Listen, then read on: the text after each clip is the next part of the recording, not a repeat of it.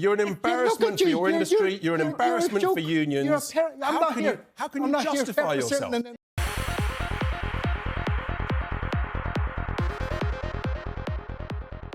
Welcome back, everybody. This is a video about Steve Hadley. Steve Hadley, who is one of the commies, an actual commie activist, who is also part of the RMT trade union.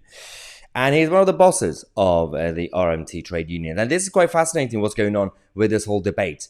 When it comes to the strikes, when it comes to the workers' rights and the pay rise debate, there is a debate about the cost of living crisis. There's a debate about the size of government. There's a debate about some people deserving a pay rise.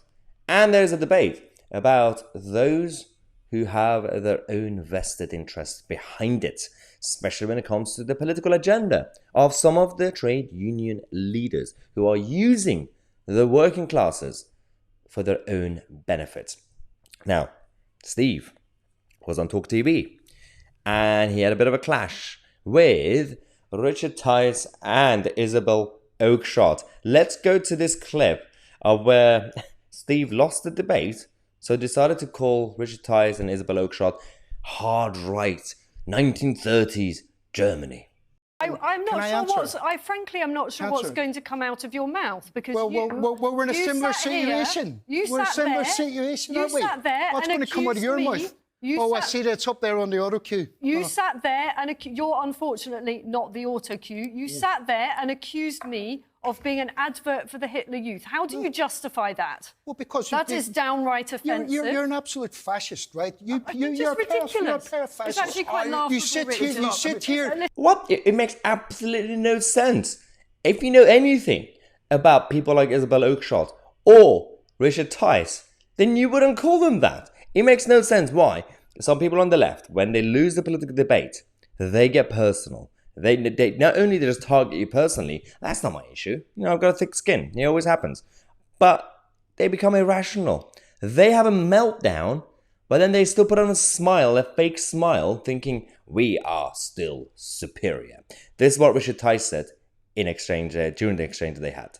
If you it's a think joke. that You're like Borat and LG. You're an embarrassment for your industry. You're an embarrassment for unions. How can you justify yourself? It's actually laughable. It really is laughable. You come on here and read out an auto cue and get paid thousands of pounds. You're asking me how I justify myself. I think you've dug your own grave. Auto cue. They're literally having a debate. It's called improvisation. All three of them. No one's reading from an auto cue. Everyone's just having a normal discussion. Supposed to be having a normal discussion, but no.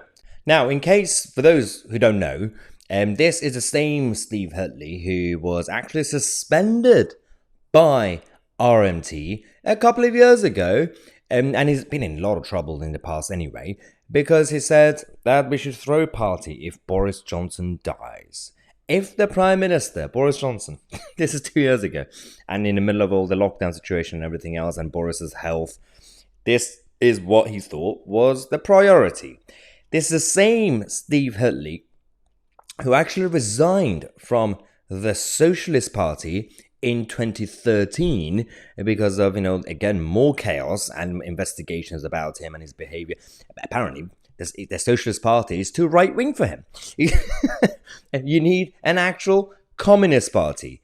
But the difference between people like Steve Hadley and, again, compared to Richard Tice, for example, is that people like Richard Tice, using their platform, not just in terms of media, but even Reform UK, to actually come up with sensible and workable policy ideas to help the British working classes.